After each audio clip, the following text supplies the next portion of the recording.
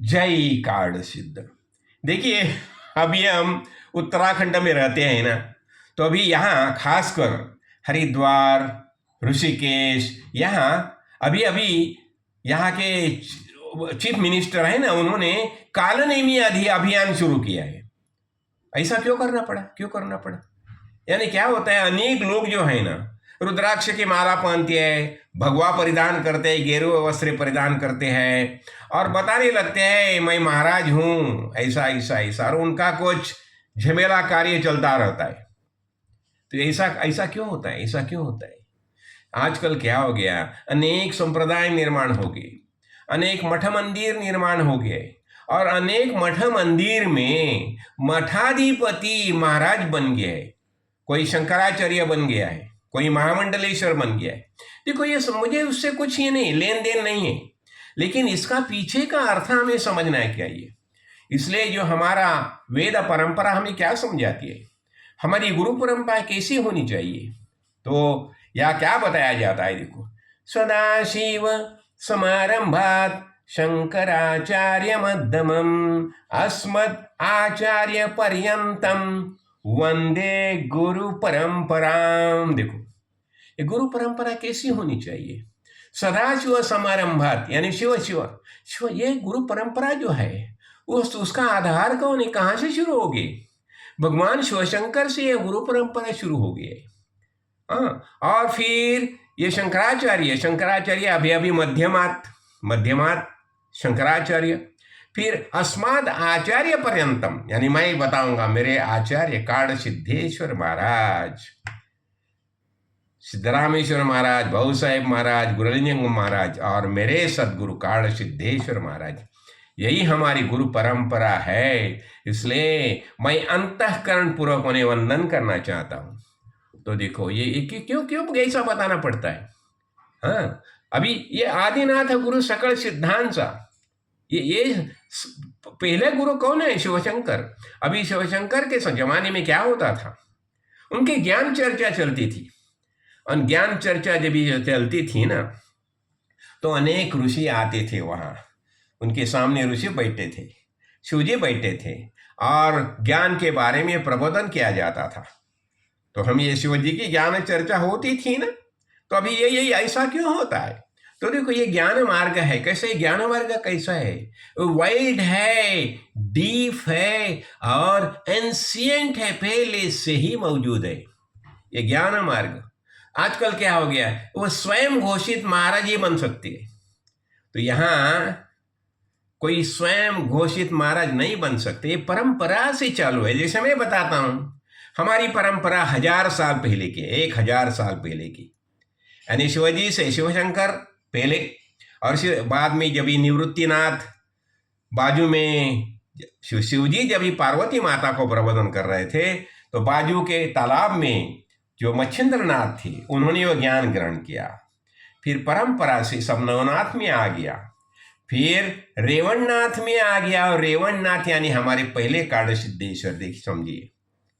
तो रेवणनाथ से यानी समझो 1000 साल पहले की बात है, तो रेवणनाथ से ये सब परंपरा चालू है। मैं मेरा सौभाग्य समझता हूं।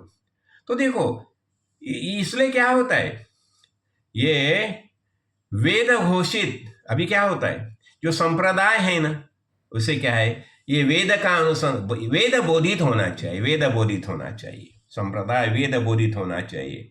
फिर श्रेष्ठ और ज्येष्ठ महापुरुष है, उनकी अनुमति होनी चाहिए, अनुमोदन होना चाहिए, और दूसरा उसका लाभ ही होना चाहिए। लाभ क्या? ज्ञान, आत्मज्ञान की प्राप्ति।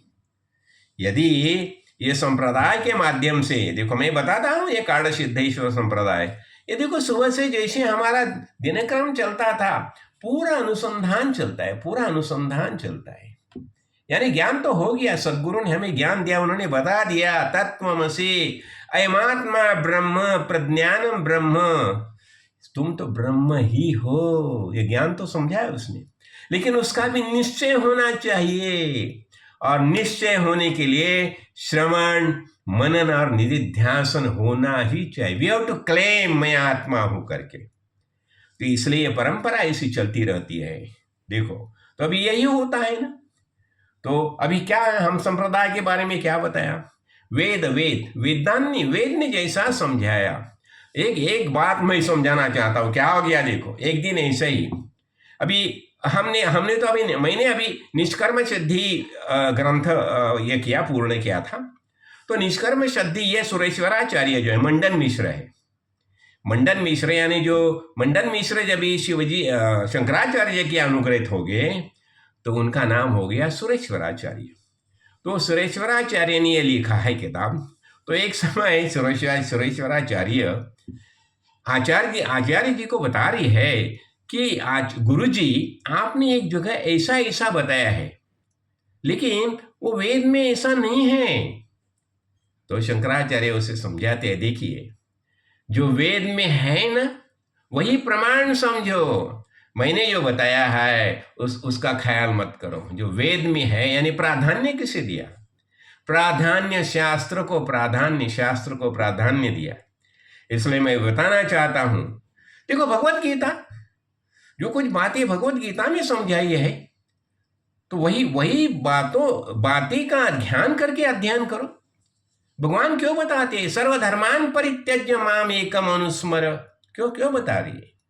यानी गीता में जो बोध किया है वही उसका ही अनुसरण करो, इसका अनुसरण करो। तो देखो मैं ये बस संक्षेप में मैं ये समझाना चाहता हूं। इसलिए जो कालनेमी अभियान जो है, देखो किसने बताया भगवी वस्त्र धारण करना चाहिए करके? बताया, कहाँ लिखा है? जो जिसको ज्ञान प्राप्त हो गया, जो मठाधिपति हो गया, उसने गेरुए वस्त्र ही परिधान करने चाहिए, ऐसा कहाँ लिखा है? क्या बताओ मुझे। फिर ये कहां से परंपरा शुरू होगी? ये देखो ये परंपरा जो है सिर्फ जब ही गौतम बुद्ध के बाद ये परंपरा शुरू होगी। उसके पहले गेरुए वस्त्र पहन के घूमना चाहिए, प्रबोधन करना चाहिए, ऐसा कहाँ भी लिखा नहीं है। देखो यानी क्या होता है, जब भी हम अध्यात्म मार्ग में चलते हैं ना तो हमें बहुत सावधानी बरतनी चाहिए, बहुत सावधानी बरतनी चाहिए। यहाँ पग पग पर हमें विरोध करने वाले लोग तैयार होते हैं, इसलिए हमें शुद्ध ज्ञान का ही प्रबोधन करना चाहिए और शास्त्र के अनुसार। इसलिए मैं बताना चाहता हूं, देखो आप जो कुछ समझा रहे हैं मेरे तो समझ में नहीं आता। जो आप बता रही है वो भगवत गीता में है क्या? ये उपनिषद में है क्या? होगा तो मुझे बताओ, तो ही मैं वह ग्रहण करूंगा, ऐसा निश्चय होना चाहिए। और ये कभी हो सकता है जब कार्ड सिद्धेश्वर महाराज जैसे ज्ञानी महापुरुष सद्गुरु मिलते हैं। जय कार्ड सिद्ध, जय कार्ड।